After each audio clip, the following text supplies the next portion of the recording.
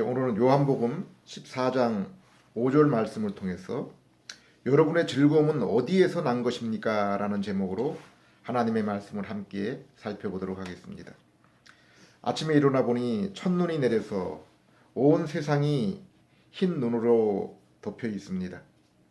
흰 눈으로 덮인 새하얀 세상을 보면서 에덴 동산에서 아담과 인간의 모습이 아무 죄 없는 저 백지와 도화지 같은 그러한 모습이었던 것을 떠올려 봅니다.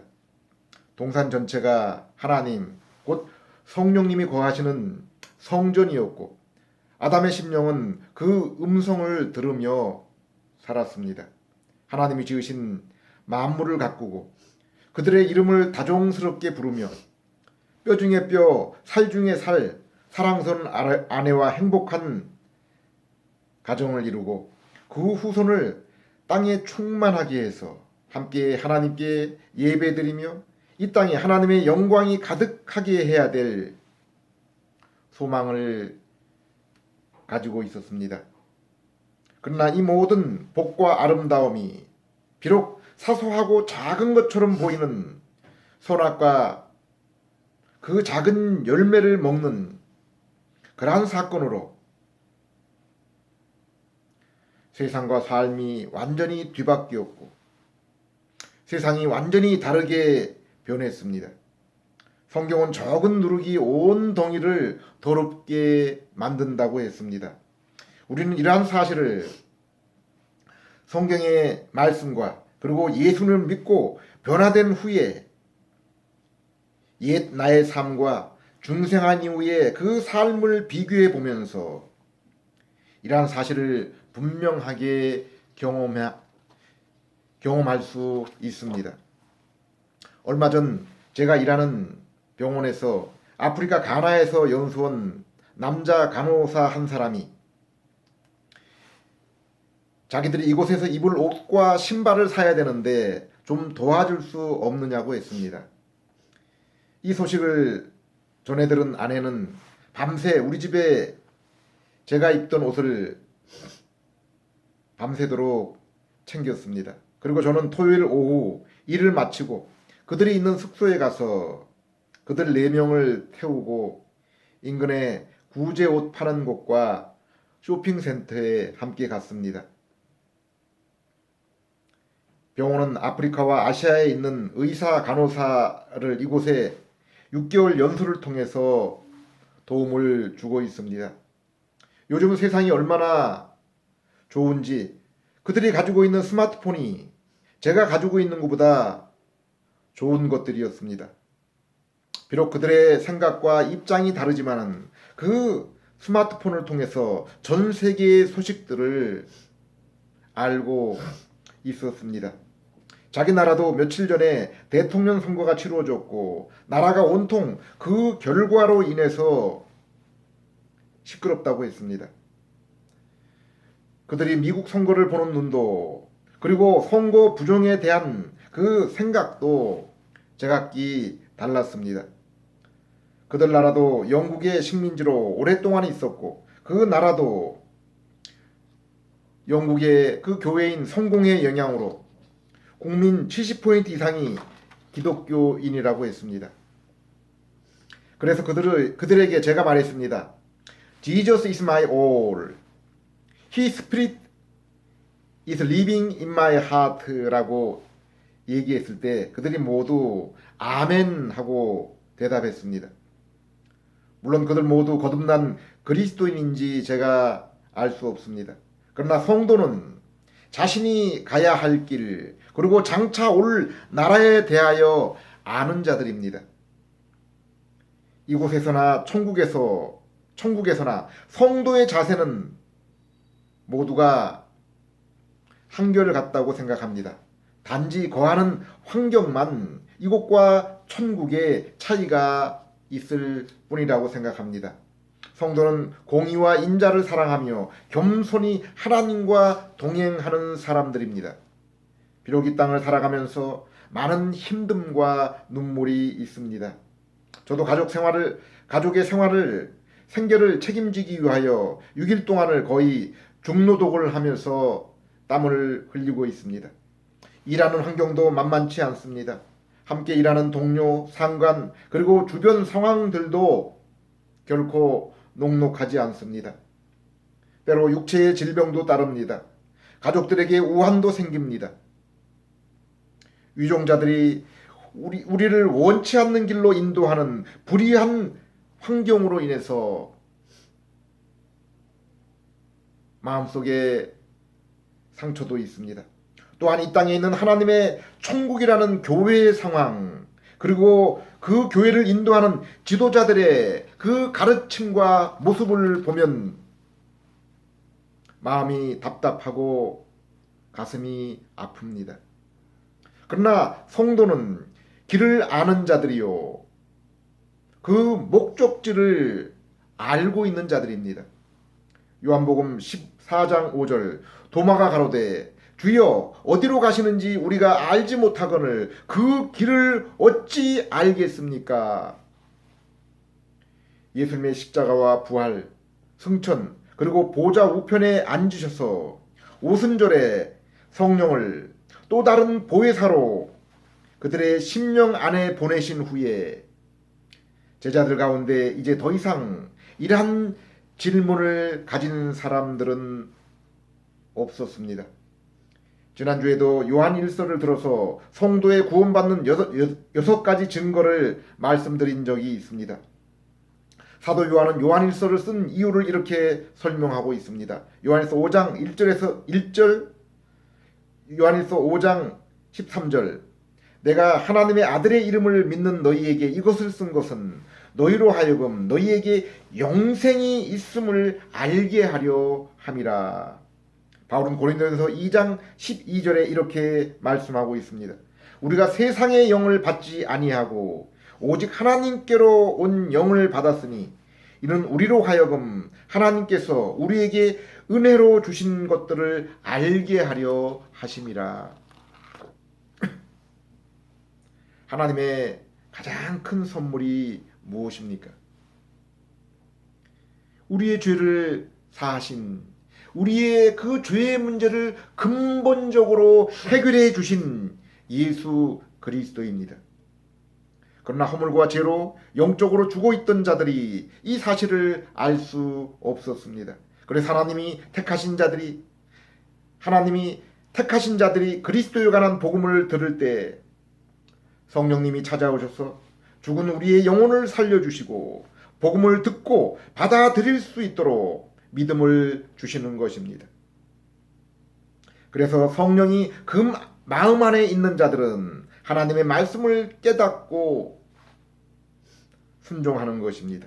에스겔서 36장 25절에서 28절, 또 새 영을 너희에게 두고 새 마음을 너희에게 주되 너희 육신에서 굳은 마음을 제하고 부드러운 마음을 줄 것이며 또 내 신을 너희 속에 두어 너희로 내 율례를 행하게 하리니 너희가 내 규례를 지켜 행할지라.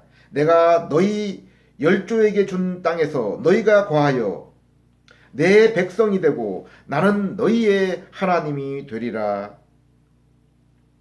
아담이 하나님과의 약속을 어기고 선악과를 따먹었을 때 아담은 하나님을 잃어버리고 하나님을 만날 수 있는 낙원도 잃어버렸습니다.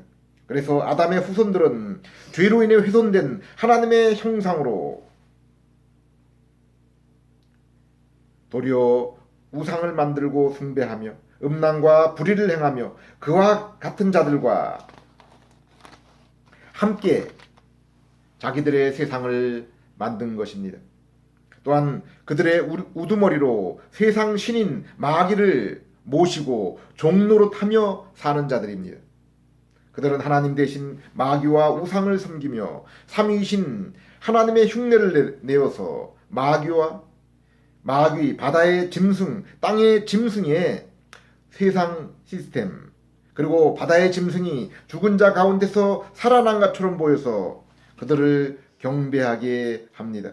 그리고 마귀가 광야에서 예수님을 유혹한 것처럼 내게 경배하면은 세상의 모든 것을 주겠다는 유혹에 넘어가서 세상과 부귀영화를 위해서 마귀에게 경배하는 것이 세상입니다. 세상에 있는 그러한 자들입니다. 이 땅은 잠시 동안 하나님 나라와 바벨론이 공존하는 그러한 세상입니다. 하나님은 노아에게 임하여 홍수에서 구하시고 하나님의 택하신 백성을 구원하기 위해서 새하늘과 새 땅, 새 예루살렘 성이 하늘에서 임하실 때까지 더 이상 이와 같은 심판이 없을 것이라고 무지개 언약을 주셨습니다. 세상은 홍수 후에도 여전히 바벨탑을 쌓고 하나님을 대적했습니다. 하나님의 간섭 없이는 그 근본이 악함을 우리 하나님께서는 알고 계셨습니다. 그리고 갈대아 우루 곧 바벨론에서 아브라함을 부르시고 그를 따로 세우셨습니다. 이 땅의 모든 성도는 이렇게 바벨론 세상에서 부름을 받고 따로 세워진 자들입니다. 그리하여 새롭게 변화시키고 무장된 상태에서 다시 세상으로 들어간 자입니다. 갈라디아 5장 13절 형제들아 너희가 자유를 위하여 부르심을 입었으나 그러나 그 자유로 육체의 기회를 삼지 말고 오직 사랑으로 서로 종노릇하라. 우리는 근본적으로 사랑할 수 없고 섬길 수 없는 자였습니다. 그러나 하나님이 우리를 새롭게 하시고 참 자유를 허락하셔서 이제 세상의 빛과 소금으로 그 역할을 감당하게 하신 것입니다. 하나님은 아브라함을 부르시고 그 후손이 애굽의 종살이에서 구원하시면서 그 후손을 통해서 택하신 백성을 세상과 죄에서 구원하실 것을 미리 보이셨습니다. 이스라엘에게 애굽에서 구원하실 때 어린 양의 피, 홍해의 세례, 광야의 만나, 그리고 광야 생활, 그리고 마침내 가나안에 들어감을 통해서 성도의 구원 요정을 우리에게 분명히 보이셨습니다. 광야 생활과 만나를 주신 것은 이 땅의 성도가 어떻게 살아야 함을 보여주신 것입니다. 우리가 육신의 몸을 입고 의식주의에 의존해서 살아가지만은 영혼을 위한 참된 양식은 말씀, 곧 그리스도이심을 우리에게 말씀하고 있는 것입니다. 성도는 이 말씀 밖에서는 참된 위로와 기쁨을 얻을 수 없으며 소망 가운데 살아갈 수가 없는 것입니다. 로마 15장 4절 무엇이든지 전에 기록한 것은 우리에게 교훈을 주려고 한 것이며 성경이 주는 인내와 위로로서 우리로 하여금 소망을 가지게 하려고 한 것입니다. 하루 중에 가장 고요한 그 나만의 시간을 하나님의 말씀을 읽고 묵상하지 않는다면 그러한 자들은 자신이 참된 성도인지를 다시 한번 점검해 보아야 됩니다. 그 시간에 하나님의 임재와 천국을 맛보고 죄를 회개하며 세상을 이길 능력과 담대함을 얻지 못하고 어떻게 이 험한 광야와 같은 생활을 하나님의 뜻을 따라 의와 인자를 행하며 살아갈 수 있겠습니까? 에덴에서 떠나신 하나님이 광야의 성막 지성소 그리고 성전 지성소에 다시 임하였습니다. 에덴 동산에 계셨던 하나님이 이제 성전의 지성소에 임하셔서 1년에 단 한 차례 대제사장 한 사람을 만나 주신 것입니다. 물론 다윗 왕과 선지자 즉 소수의 중생한 그러한 자들에게 복음을 우리에게 남기기 위해서 하나님의 성령이 임하셨습니다. 다윗은 시편에서 자신의 죄로 인해 하나님의 영이 자신을 떠나가는 것을 가장 두려워하며 가슴 아파했습니다. 사무엘상 16장 18장을 보면은 하나님의 영이 임했을 때와 하나님의 영이 떠났을 때 그 상황을, 환경을 알 수 있습니다. 사울에게 하나님의 영이 임했을 때 하나님의 영광과 은혜와 능력이 함께 나타났지만은 사울이 죄로 인해서 하나님을 떠났을 때, 하나님의 영이 떠나갔을 때 악한 영이 대신 그를 괴롭게 한 것을 볼 수 있습니다. 에베소 2장 1절 2절을 보면은 지금 이 땅의 모든 인생은 악한 영의 손에 사로잡혀 종로로 타는 상태임을 알 수 있습니다. 그런데 예수님이 부활 승천 후에 보좌 우편에 앉으셔서 보혜사 성령을 믿는 자에게 보내셨을 때 에스겔서 36장, 요엘서 2장 말씀이 분명하게 이루어졌음을 알 수 있습니다. 믿는 자들이 의롭다함을 얻어 하나님과 화목을 이루며 성령을 통해서 거룩한 성품이 마음에 심기어졌으며 에덴을 떠나셨던 하나님의 성령이 이제 믿는 자 개개인의 심령에 거하셔서 영원히 떠나가지 않게 되신 것입니다. 그래서 고린도전서 3장 16절에 이제 믿는 모든 성도는 성령이 거하시는 하나님의 성전 곧 지성소가 되었다고 했습니다. 히브리 4장 16절 말씀처럼 이제 믿는 우리는, 중생한 우리는 날마다 은혜와 긍휼을 얻기 위해서 하나님 그 보좌에 나아갈 수 있게 된 것입니다. 그리고 우리의 구원은 이미 이루어졌지만 아직 완성된 상태는 아님을 우리가 알아서 우리의 이 병들고 썩을 육신이 영광의 그리스도와 똑같은 몸을 입고 이 땅에 임할 온전한 천국 새 예루살렘 성을 소망하며 우리는 이 땅을 살아가고 있는 것입니다. 그러므로 성경은 세상의 부귀와 영화, 성공을 위해 달려가는 자들을 위해서 이렇게 말씀하고 있습니다. 마가복음 8장 36절 사람이 만일 온 천하를 얻고도 자기 목숨을 잃으면 무엇이 유익하리요? 성경은 인생에게 무엇이 소중하고 중요한지를 말씀하고 있습니다. 갈라디아서 6장 15절 할례를 받고 안 받는 것이 문제가 아니라 새 사람 곧 중생하는 것이 중요합니다. 갈라디아 5장 6절 그리스도 예수 안에서는 할례를 받고 안 받는 것이 문제가 아니라 사랑으로 표현되는 믿음만이 중요합니다. 로마서 2장 29절 오히려 마음에 참된 변화를 받은 사람이라야 참된 유대인입니다. 하나님의 백성입니다. 기록된 율법이 아닌 성령님에 의한 마음의 할례가 진정한 할례입니다. 인생에 있어서 정말 소중하고 절박한 것이 무엇입니까? 저를 포함한 모든 죄인이 사망과 하나님의 진노를 모두 눈앞에 두고 살아가고 있지 않습니까? 이 사실을 알고도 산의 진미가 맛이 있습니까? 세상 놀이와 유흥이 재미있습니까?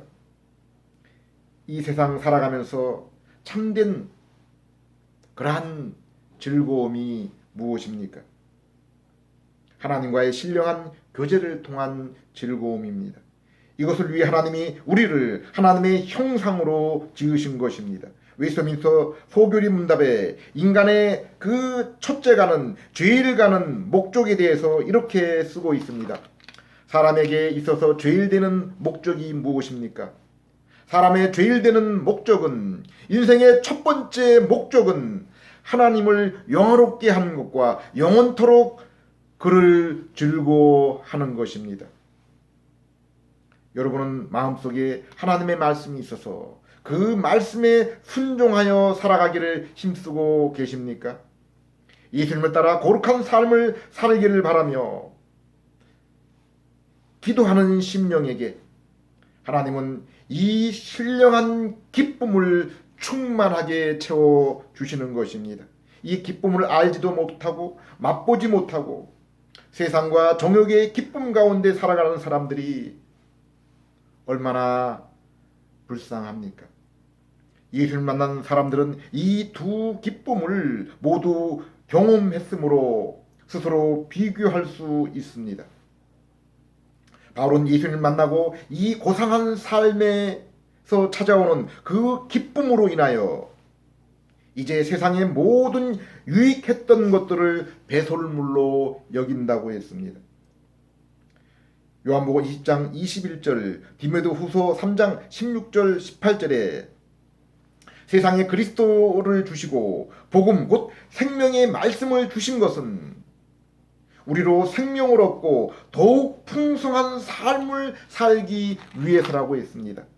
중생하여 새 생명을 얻고 말씀으로 날마다 변화되고 온전한 인격이 되어서 성도와 세상을 섬기며 교회를 온전하게 세우기 위함이라고 했습니다.